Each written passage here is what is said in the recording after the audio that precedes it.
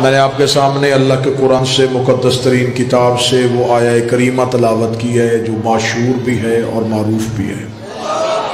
اتنی مشہور آیت ہے کہ ہر مسلمان اسے دن میں کئی بار پڑھتا ہے، اذان سے پہلے بھی پڑھتا ہے، لیکن اس میں جو اللہ کہنا چاہتا تھا مولوی نے وہ امت کو بتایا ہی نہیں۔ اس آیت کا ترجمہ جو بابا جی ہوا وہ یہ ہوا، ان اللہ و ملائکتہ یصلون علی النبی، بے شک اللہ اور اس کے فرشتے درود پڑھتے ہیں نبی پہ۔ یا ایھا الذین آمنوا صلوا علیہ، اے ایمان والو تم بھی درود پڑھو۔ یہاں تک مولوی نے ترجمہ کیا، اس کے بعد جو اللہ کہنا چاہتا تھا وہ بتایا ہی نہیں۔ اس کے آگے خدا نے حکم تخصیصی دیا ہے، وسلموا تسلیما، انہیں ایسے تسلیم کرو جیسے تسلیم کرنے کا حق ہے۔ بادشاہ حسین عزت عطا فرما، آل محمد کو صرف ماننے کا حکم نہیں، انہیں تسلیم کرنے کا حکم۔ محمد کو محمد نہیں ماننا، محمد رسول اللہ ماننا ہے۔ علی کو صرف علی نہیں ماننا، علی ولی اللہ ماننا ہے۔ لہذا خدا کہتا ہے کہ انہیں صرف مانو نہ، انہیں تسلیم کرو۔ اب میں سطر کہوں گا اور مجھے یقین ہے کہ یہ ریت میں بیٹھے ہوئے ادب کے موتی چنتے ہیں تو ضرور چنیں گے۔ ان پہ تحقیق کا حکم نہیں، تسلیم کا حکم ہے۔ ان پہ تحقیق نہیں کرنی۔ پانی مارت بستی گاٹیاں تو خطاب کرنا ہے اپنے منہ۔ مجھے یقین پتہ نہیں ہے کہ میری ڈائری پہ لکھی ہے یا نہیں لکھی، میں ایسے اعلان نہیں کر سکتا، میں بڑی بات، اگر لکھی ہوئی تو میں ضرور پڑھوں گا۔ متوجہ ہے صاحبہ؟ ان پہ تحقیق کا حکم نہیں، تسلیم کا حکم۔ تحقیق ہے غیر معصوم پہ، تحقیق ہے گنہگار پہ، تحقیق ہے خاکی پہ۔ اب ایک بندہ بولے ضرور، جن پہ تحقیق کا حکم تھا انہیں تسلیم کیا جا رہا ہے۔ بادشاہ حسین اس ہاتھ کو ہمیشہ سلامت رکھے۔ جن پہ تسلیم کا حکم تھا ان پہ تحقیق کی جا رہی ہے۔ آل محمد پہ تو تحقیق کا حکم ہی نہیں تھا، ان کے فضائل پہ تو تحقیق ہے ہی نہیں، ان کے فضائل پہ تو صرف تسلیم ہے۔ قرآن پہ تحقیق نہیں ہوتی، تسلیم ہوتا ہے۔ قرآن سمجھ میں آئے پھر بھی مانو، نہ سمجھ میں آئے پھر بھی مانو۔ علی کا فضائل سمجھ میں آئے پھر بھی مانو، نہ سمجھ میں آئے پھر بھی مانو۔ کوئی بندہ کہے گا کہ قرآن سے کون سی آیت جو سمجھ میں نہیں آتی؟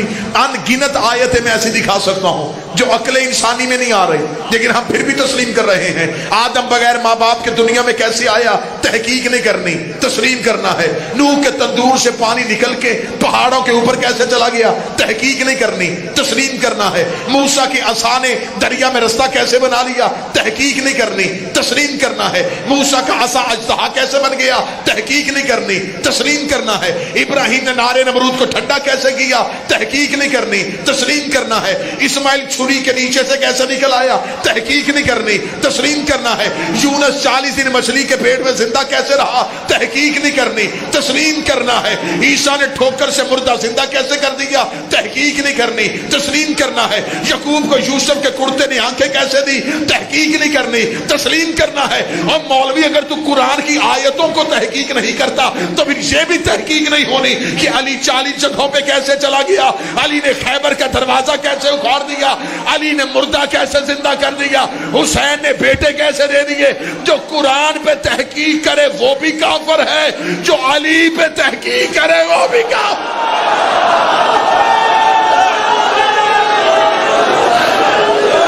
بسم اللہ۔ مولا حسین عزت، قرآن میں صرف تسلیم، علی پہ صرف تسلیم، قرآن کو بھی نہیں سوچنا، علی کو بھی نہیں سوچنا۔ قرآن جیسی کتاب کوئی نہیں، علی جیسا امام کوئی نہیں۔ قرآن جید ہے، علی سید ہے۔ قرآن پاک ہے، علی بھی پاک ہے۔ قرآن میں سورہ کوثر ہے، علی ساقی کوثر ہے۔ قرآن میں سورہ رحمان ہے، علی رحمان کی جان ہے۔ قرآن میں آل عمران ہے، علی اولاد عمران ہے۔ قرآن میں سورہ قدر ہے، علی صاحب قدر ہے، قرآن میں سورہ مومنون ہے، علی امیر المومنین ہے، قرآن میں سورہ منافقون ہے، علی قاتل المنافقین ہے۔ قرآن کو پڑھنا عبادت ہے، علی علی کرنا عبادت ہے۔ قرآن کو نجس چھو نہیں سکتا، علی سے حرامی محبت کر رہے۔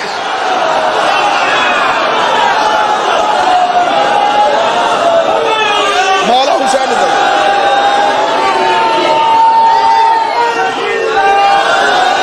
بسم اللہ سے قرآن کی چھوٹی بھی آیت، بڑی بھی آیت، اس گھر کا چھوٹا بھی علی، اس گھر کا بڑا بھی علی۔ قرآن جیسی کتاب لے کے آؤ، علی جیسا امام لے کے آؤ۔ قرآن بھی تسلیم،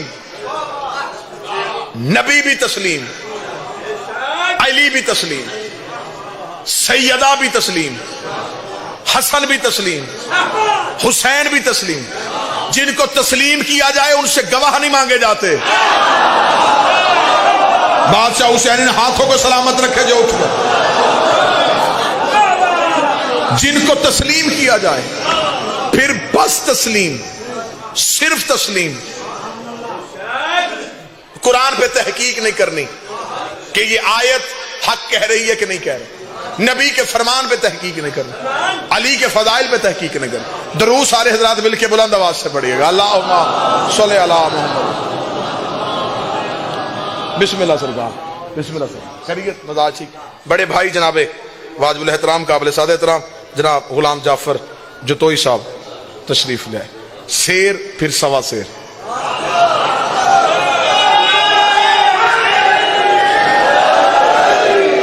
مالک اس گلشن کے محافظوں کو ہمیشہ اپنی محافظت میں رکھے، بری نظر سے بچائے، حاسد کے حسد سے بچائے، شریر کے شر سے بچائے، برے کی خبر سے بچائے۔ ہمیشہ یہ زبانیں سلامت رہیں جو منبر پہ بغیر خوف کے حق بولتی۔ وہ ایک لال داڑھی والا مولوی پچھلے کئی دنوں سے بھونک رہا ہے نا جی علی کے باپ کے ایمان پہ، تو اس نے صرف بند کمروں میں کیمرہ لگا کے گفتگو کرنا بڑا آسان ہوتا ہے۔ کہیں چوک سجا، کہیں میدان سجا، کہیں منبر لگا، کہیں کھل کے سامنے آ، کہیں کھل کے بیٹھ کے بات کر، سامنے پورا پنڈال ہو، تیری بھی عوام ہو، ہماری بھی عوام ہو، کہیں کھلا میدان ہو، پھر تو علی کے باپ کے ایمان پہ بھونک، پھر ہم تجھے بتائیں کہ صرف علی کے باپ پہ بات نہیں ہونی، پھر ہر کسی کے باپ پہ بات ہوگی۔ پھر ہم صرف علی کے باپ کا ایمان ثابت نہیں کریں گے، ہم اول سے شروع کریں گے کہ پہلے کا باپ کب مسلمان ہوا تھا، دوسرے کے باپ نے کلمہ کب پڑھا تھا، تیسرے کے باپ نے کلمہ کب پڑھا تھا، پھر تیرے بڑے بڑے پیروں کے شجرے کھول کے بتائیں گے۔ اور مجھے عزت علی کی قسم ہے، ہم علی کے باپ کا ایمان ثابت کر لیں گے، تجھ سے پیروں کا باپ بھی ثابت رہے گا۔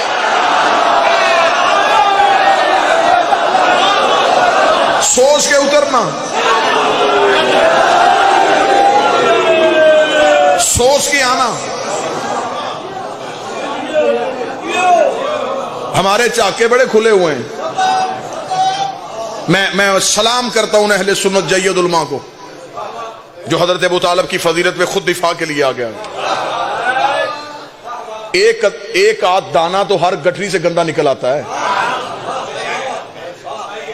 جس طرح ہمارے ہاں بھی کچھ ہے تو ان کے ہاں بھی کچھ ہے۔ اگر علی کے باپ کے ایمان پہ بات ہوگی تو پھر ہر کسی کے باپ کے ایمان پہ بات ہوگی۔ پھر ہم قبول اسلام صرف علی کے باپ کا نہیں پڑھیں گے، پھر ہم بڑے بڑے بندوں کا قبول اسلام کا واقعہ پڑھیں گے۔ ابھی تو تمہاری کتابوں کی سیاہی پھیکی نہیں ہوئی، تم نے خود لکھا تھا کہ بہت بڑے بندے کے قبول اسلام کا واقعہ، جب وہ نبی کو قتل کرنے کے لیے گھر سے نکلے تھے اور رستے میں کسی نے کان میں بتا دیا تھا کہ بہن نے کلمہ پڑھ لیا ہے۔ ابھی تو تمہاری کتابوں سے وہ عبارتیں ختم نہیں ہوئی۔ جب ایک بہت بڑے بندے کے بیٹے نے شراب پی لی تھی تو باپ نے کہا تھا اسے کوڑے مارے جائیں، باپ عدل دکھانے لگا تھا، بیٹے نے شکل دکھا دی۔ باپ نے کہا کوڑے مارے جائیں، اسے کہا بے شک مارے، لیکن مارے وہ جس نے خود کبھی نہ پی۔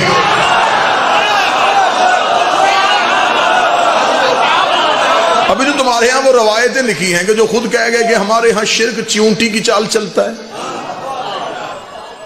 ہم زبان گدی سے کھینچ لیں گے جو علی کے باپ پہ بھونکے گی۔ ہم صرف اولاد ابو طالب کا دفاع نہیں کرتے، ہم حضرت ابو طالب کے دفاع کے لیے بھی کھڑے ہیں۔ دشمن کہیں سے حملہ کرے ہم جواب کے لیے تیار ہے، صرف ان کو تسلیم کرنے کا حکم ہے، ان پہ تحقیق کرنے کا حکم ہے ہی نہیں۔ آج تک میں نے نہیں دیکھا کہ کوئی اشتہار لگا ہو قرآن تحقیقی سیمینار، قرآن تحقیقی کانفرنس، کیا وہ قرآن پہ تحقیق کرے؟ نہیں، قرآن کی کسی آیت پہ تحقیق نہیں، پھر علی کے فضائل پہ تحقیق نہیں۔ قرآن سمجھ میں آئے پھر بھی مانو، نہ سمجھ میں آئے پھر بھی مانو، علی کا فضائل سمجھ میں آئے پھر بھی مانو، نہ سمجھ میں آئے پھر بھی مانو۔ مولوی سے پوچھو یہ جو قرآن میں آیتیں لکھی اور واقعات لکھے یہ ہماری سمجھ میں تو آ نہیں رہے، وہ کہتے نہیں آ رہے، لیکن یہ اللہ کی قدرت کا نتیجہ ہے۔ اگر قرآن کے واقعات اللہ کی قدرت کی وجہ سے ہیں تو علی کے معجزات، علی کی ولایت کی وجہ سے۔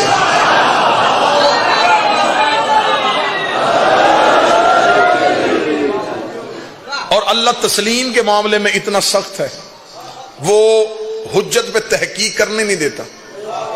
اس نے کہا تھا آدم کو تسلیم کرو، جنہوں نے تسلیم کیا وہ علیہ السلام ہو گئے۔ ایک نے تحقیق کی تھی، حشر اس کا زمانے کے سامنے ہے، آج بھی بندے اٹھتے ہی اس پہ لعنت کرتے ہیں، بیٹھتے اس پہ لعنت کرتے ہیں۔ اس کا قصور کیا تھا؟ اس کے پاس نمازیں تھی، اس کے پاس سجدے تھے، اس کے پاس عبادت تھی، اس کے پاس تسبیحاں تھی، وہ اللہ کو مانتا تھا، اس نے اللہ کا انکار نہیں کیا تھا، اس نے اللہ کی حجت کا انکار کیا تھا۔ اس کا مطلب ہے کہ ابلیس توحید کا انکار نہیں کرتا، توحید کی حجت کا انکار کرتا ہے۔ اس نے یہ نہیں کہا تھا کہ تو اللہ نہیں، اس نے کہا تھا یہ تیری حجت نہیں ہے۔ خدا نے فوراً لعنتی بنا کے اپنی بارگاہ سے نکال دیا، نہ اس کے سجدے دیکھے، نہ اس کی نمازیں دیکھی، نہ اس کی تسبیحاں دیکھی، نہ اس کی عبادتیں دیکھی۔ میرے مالک تو غفار الذنوب ہے، تو ستار العیوب ہے، تو گناہوں کو معاف کرتا ہے، تو غلطیوں کو بخش دیتا ہے۔ تو نے ہر ایک کا قیامت کے دن ایک وقت مقرر کیا ہے کہ تمہارے اعمال کے فیصلے میں قیامت والے دن کروں گا، تمہیں جنت دینی ہے، تمہیں جہنم دینی ہے۔ لیکن تو نے ابلیس کے لیے اتنی جلدی کی، تو نے اسے سزا پہلے سنا دی، اسے ابھی کا بھی لعنتی بنا دیا۔ میرے مالک اسے اتنی جلدی لعنتی کیوں بنایا؟ فرمایا اتنی جلدی لعنتی اس لیے بنا دیا ہے کہ حجت بھی پہلی ہے، منکر بھی پہلا ہے، حجت بھی پہلی ہے، منکر بھی پہلا۔ اگر میں آج اسے اس کی نمازوں کی وجہ سے معاف کر دیتا، کل کو بڑے بڑے حجت کے منکر نمازوں کے ٹوکرے اٹھا کے میرے دروازے پہ آ جاتے کہ تو نے اسے بھی معاف کیا تھا، ہمیں بھی معاف کر دے، اسے بھی بخشا تھا، ہمیں بھی بخش دے۔ میں اس کے گلے میں لعنت کا توق ڈال کے دنیا کو بتا رہا ہوں، جب میں صفی اللہ کا منکر برداشت نہیں کرتا تو علی ولی اللہ کے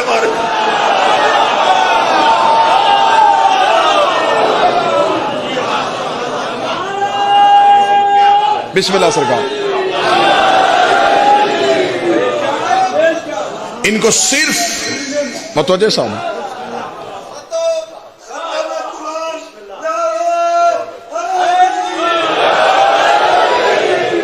ان پہ تحقیق نہیں، ان پہ تسلیم ہے۔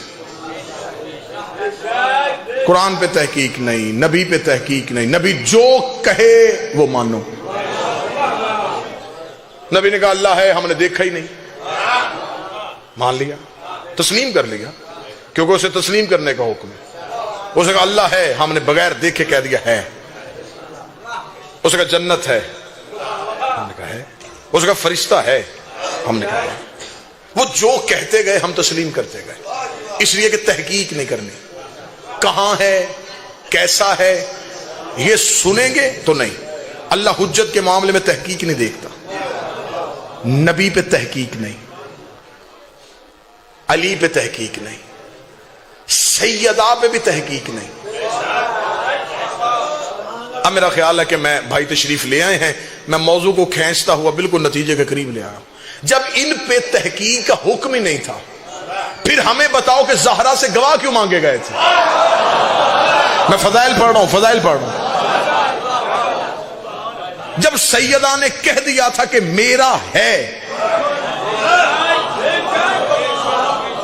تو اسے تسلیم کرنا تھا۔ جو انکار کر رہا ہے اس پہ تحقیق کا حکم ہے، جس کا کر رہا ہے اس پہ تسلیم کا حکم ہے۔ کوئی مولوی سر پہ قرآن رکھ کے بتائے کہ ادھر صحابی ہے ادھر نبی کی بیٹی ہے، ان دونوں میں سے اللہ نے تسلیم کرنے کا حکم کس کا دیا؟ نبی کی بیٹی کا، تو پھر اسے تسلیم کرنا ہے۔ اب یہ نہیں دیکھنا کہ مقابلے پہ کون ہے۔ جب بی بی نے کہہ دیا تھا کہ یہ جگیر میری ہے تو اب تسلیم کرنا تھا۔ اگر بی بی کی ہوتی نہ تو سیدہ دربار میں جاتی نہ۔ بی بی کا دعویٰ کرنا اس بات کی دلیل ہے کہ شہزادی مالکن تھی. چھوٹے چھوٹے کلپ بنا کے سوشل میڈیا پہ پھینک رہے ہیں، جی دیکھیں نبی کی حدیث ہے، نبیوں کا تو ورثہ نہیں ہوتا. یہ شیعوں نے ابھی بات پکڑ لی ہے، نبیوں کا ورثہ نہیں ہوتا. پورے مذہب کی چھت ایک دلیل پہ کھڑی کر رہے ہیں، نبیوں کا ورثہ نہیں ہوتا، نبیوں کا ورثہ نہیں ہوتا، نبیوں کا ورثہ نہیں ہوتا. میرے بعد بھی وکیل تشریف فرما ہے، وراثت ہوتی ہے مرنے کے بعد تقسیم، لیکن اگر زندگی میں اپنی اولاد میں سے کسی ایک کو لکھ کے دے دو تو وہ وراثت نہیں، وہ ملکیت ہوتی. نبی زندگی میں زہرا کو لکھ کے دے گئے تھے، تو اس کا مطلب ہے کہ فتح وراثت نہیں، زہرا کی ملکیت تھی. جھگڑا وراثت کا تو ہے ہی نہیں، جھگڑا ہے نبی کی بیٹی کی ملکیت. ہم ذہنی طور پہ تیار ہے دنیا کی کسی عدالت میں، اور ہمیں خبر ہے کہ جب ہم عدالتوں میں جاتے ہیں، میرے بھائی تشریف فرمائے یہ بھی مذہب کی وکالت کے لیے کئی بار عدالتوں کے سامنے گئے. عدالتوں کا مزاج یہ ہے کہ جب ہم عدالت میں مذہبی کیس کے لیے جاتے ہیں تو وہ مذہبی کتابیں نہیں دیکھتے، وہ کہتے پہلے قانون کی کتاب کھولو، قانون کی کتاب پڑھو. لہٰذا ہم ذہنی طور پہ تیار ہیں کہ پاکستان کا میجر ایکٹ بھی سامنے رکھ دیا جائے، ہم اس میں سے بھی سیدہ کو سچی ثابت کر دیں گے. صاحب دنیا کی کوئی کتاب نہ رکھی جائے، صرف پاکستان کا میجر ایکٹ رکھا جائے، پاکستان کے قانون کی کتاب رکھی جائے، ہم اس میں سے ثابت کریں گے کہ نبی کی بیٹی حق پہ تھی. جھگڑا وراثت کا نہیں تھا، جھگڑا ملکیت کا تھا، نبی لکھ کے دے کے گئے تھے. اب پاکستان کا قانون یہ کہتا ہے کہ اگر کوئی شخص مالک ہے کسی جگیر پہ اور کوئی دوسرا شخص آ کے قبضہ کر لیتا ہے، دونوں عدالت میں چلے جاتے ہیں، تو گواہ مالک نے نہیں دینا، قابض نے دینا ہے. قانون سمجھنے والے بابا جی چہرے سے صرف فرمائیں، گواہ مالک کے ذمہ نہیں ہوتا، قابض کے ذمہ ہوتا. بی بی کی ملکیت تھی، قبضہ کیا تھا حکومت نے، گواہ سیدہ نے نہیں دینا تھا،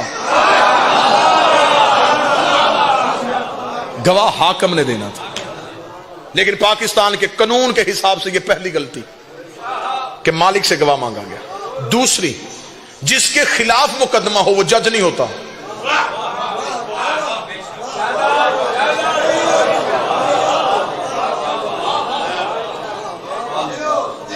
بھائی حکومت کے خلاف اگر آپ کو کوئی شکایت ہے کہ حکومت سے ہمیں یہ گلہ ہے تو آپ عدالت میں جائیں گے، عدالت حکومت کے نمائندے کو طلب کرے گی، وہ اس سے جواب مانگے گی.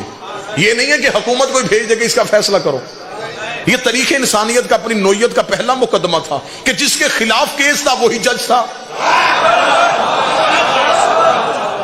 پچھلے دنوں آپ نے دیکھ نہیں رہا، میں کوئی جنگل میں تو گفتگو نہیں کر رہا، پچھلے دنوں ہر ایک چہرہ، اب میڈیا ہر ایک جگہ پہ آپ کے ہاتھوں میں کائنات ہے، آپ ہتھیلی پہ دنیا اٹھا کے پھر رہے ہیں، آپ ہر طرح کے حالات سے واقف ہے. آپ نے دیکھ لیا کہ پچھلے دنوں میں ایک حکومت پاکستان کی کیوں گرا دی گئی. یہ ممبر سیاست کا ممبر نہیں ہے، لیکن میں تمثیلاً ایک لفظ کہنے لگا ہوں، یہ حکومت کیوں ختم کر دی گئی جو پچھلی حکومت تھی. صرف عدالت نے اسے اتنا کہا کہ آپ کے خلاف ایک اپلیکیشن، ایک درخواست آئی ہے کہ آپ کی کوئی جگیر ہے لندن میں، آپ کے پاس اس کے کاغذ ہیں. انہوں نے کاغذ نہیں دکھائے، انہوں نے تخت سے اتار دیا. انہوں نے کہا تو حکومت کرنے کے اہل ہی نہیں ہے، کہ انہوں نے تو کسی کی جگیر پہ قبضہ کیا ہوا ہے، تو انہوں نے تو کسی کی جائیداد پہ قبضہ کیا ہوا ہے. اس کا مطلب ہے کہ حاکم جگیر کے کاغذ نہ دکھائے تو اسے حکومت سے نکال دیا جاتا ہے. ہمیں انتظار ہے جب 12واں آئے گا پھر قبر سے نکال کے گا. مجھے بتاؤ فتح تمہاری جگیر تھی یا ہماری جگیر؟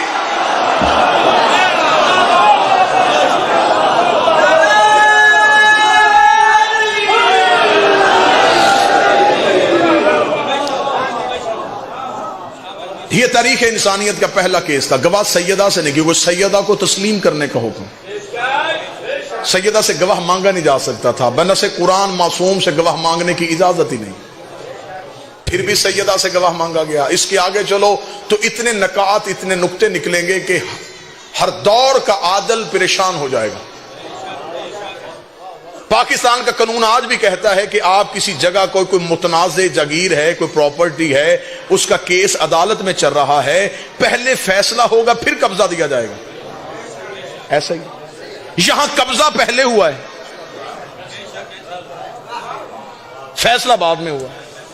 ایک دلیل دے کے تو رسول کی بیٹی نے اپنا مقدمہ سچا ثابت کر دیا تھا. جب بی بی دربار میں کھڑی تھی اور حاکم نے کہا تھا نبی کی بیٹی، ہمارے پاس ایک حدیث ہے، نبیوں کا ورثہ نہیں ہوتا، نبی نہ وارث بنتے ہیں نہ وارث بناتے ہیں. کیا کہنے میری مخدومہ تیری عزت کے. کتنی بڑی دلیل دے گئی ہے میری شہزادی حسنین کی والدہ. بی بی نے دربار میں کھڑے ہو کے کہا کیا کہا تو نے؟ اس نے کہا نبی کہہ کے گئے تھے کہ ہم نہ وارث بنتے ہیں نہ بناتے ہیں. بی بی پردے کے اندر سے بول گئی کیا کہا تو نے؟ اس نے کہا تیرے بابا کی حدیث ہے نہ وارث بنتے ہیں نہ بناتے ہیں. بی بی کہتی تو بتا تجھے میرے باپ کا وارث کس نے بنایا ہے؟ اگر وہ وارث بناتے ہی نہیں تو پھر تو کس تحت سے وارث بن گیا؟ ایک سوال سوشل میڈیا پہ بہت سپیڈ سے گردش کر رہا ہے کہ اگر فدق شہزادی کا حق تھا تو مولا امیر المومنین نے اپنے دور میں واپس کیوں نہیں کی؟ یہ سوال ہے جو میری قوم کے بچوں کو پریشان کر رہا ہے. اس کا جواب میں اپنی استدلال سے نہیں معصوم کا فرمان سنا دیتا. بادشاہ سے پوچھا گیا تھا, مناقب ابن شہر عاشور میں پورا واقعہ لکھا ہے. معصوم سے پوچھا گیا مولا جب مولا امیر المومنین کا دور آیا تو علی نے فتق واپس کیوں نہیں کیا؟ جواب امام میں اتنی وسعت ہوتی ہے کہ دوسرے سوال کی نوبت ہی نہیں آتی.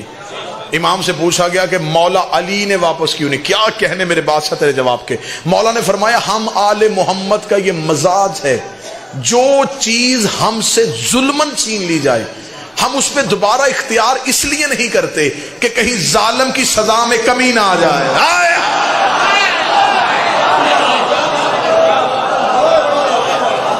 ظالم کی سزا میں کمی نہ آ جائے. رسالت امام نے مکہ چھوڑا تو رسالت امام کو جو آبائی گھر تھا اس پہ ابو لہب نے قبضہ کر لیا. جب رسول فتح مکہ کے بعد واپس آئے تو صحابہ نے کہا یا رسول اللہ آپ کے گھر کا دروازہ کھولیں. فرمایا نہیں, میں ابو لہب پہ لعنت کو روکنا نہیں چاہتا. میرے چوتھے امام سے کہ بندے نے پوچھا تھا مولا قتل حسین کا بدلہ کس نے لینا ہے؟ فرمایا ہمارے آخری بیٹے نے. اس نے کہا مولا آپ علی نہیں ہیں, آپ کی رگوں میں علی کا خون نہیں ہے, آپ امام نہیں ہیں, اگر بدلہ امام نے لینا ہے تو پھر آپ کیوں نہیں لے رہے؟ امام نے جلال میں آ کے کہا اگر میں بدلہ لیتا تو صرف اس دور کے یزیدیوں سے لیتا, بدلہ 12ویں نے لینا ہے تاکہ ہر دور کے یزیدیوں سے لے. آپ یہ نہ سمجھیں کہ فتق کا انتقام ابھی ہونا ہے, فتح کا انتقام باقی ہے. جب آئے گا پردہ غیبت سے تو پھر پوچھے گا کہ جس کو تسلیم کا حکم تھا اسے دربار میں کھڑا کیوں رکھا؟ جس کو تسلیم کرنے کا حکم تھا اسے گواہ کیوں مانگے گا؟ 4 گھنٹے کھڑی رہی ہے نبی کی بیٹی. تم کیا سمجھتے ہو کسی عام شخص کی بیٹی گئی تھی, کوئی عام مستور گئی تھی جس کے دروازے پہ نبی کھڑے ہوتے تھے؟ میں منبر سے دعا کر رہا ہوں, دعا کیا کرو اللہ کسی کی شریف کی بیٹی کو مانگنا نہ پڑے, اور اس بیٹی کو تو بالکل مانگنا نہ پڑے جسے مانگنے کا طریقہ نہ ہوتا.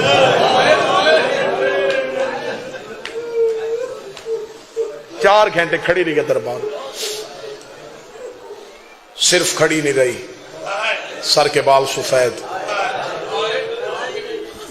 کمر بی بی کی جھک گئی. بادشاہ حسین کی عزت کی قسم ہے لوگوں نے علی کی فضیلت چھپائی ہے تو سیدہ کی مصیبت چھپائی ہے. بابا جی صرف فضائل نہیں چھپائے گئے, سیدہ کے مصائب بھی چھپائے گئے. 2 سطروں میں پڑھ دی ہے بندوں نے نبی کی بیٹی کی شہادت, کھول کے پڑھی نہیں رسول کی بیٹی کی شہادت. زمانے کو پتہ نہ چل جائے کہ کتنی دکھی تھی نبی کی بیٹی. اب دور تبدیل ہو گیا ہے, اب زندگی سے پیار نہیں, نظریات سے پیار کرو. اب جسموں سے نہیں عقیدوں سے پیار کرو.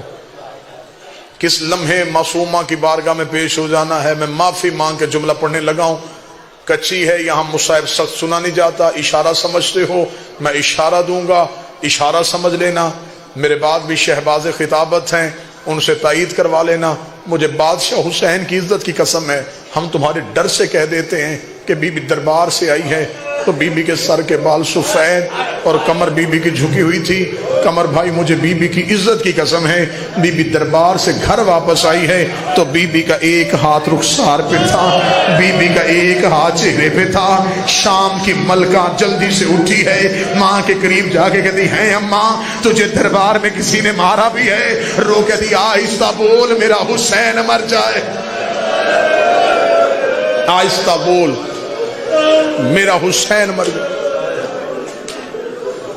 ماں صحابی کے دربار میں کھڑی رہی, بیٹی شرابی کے دربار میں کھڑی رہی. ماں چند گھنٹے, بیٹی کئی گھنٹے. ماں کھلے ہاتھوں سے, بیٹی بدے ہاتھوں سے. ماں کے سر پہ چادر تھی, बेटी बगैर चादर के थी, माँ बेटों को साथ लेके गई थी, बेटी बहनों को साथ लेके गई थी। अल्लाह दर्जात बुलंद करे। किबला मरहूम मुबल्लिग आज़म इस्माइल अल्लाह मकाम हो, यही मवाजना पढ़ रहे थे कि माँ साहबी के दरबार में, बेटी शराबी के दरबार में, माँ चंद घंटे, बेटी कई घंटे, माँ चादर पहन के, बेटी बगैर चादर के, माँ खुले हाथों से, बेटी बदे हाथों से।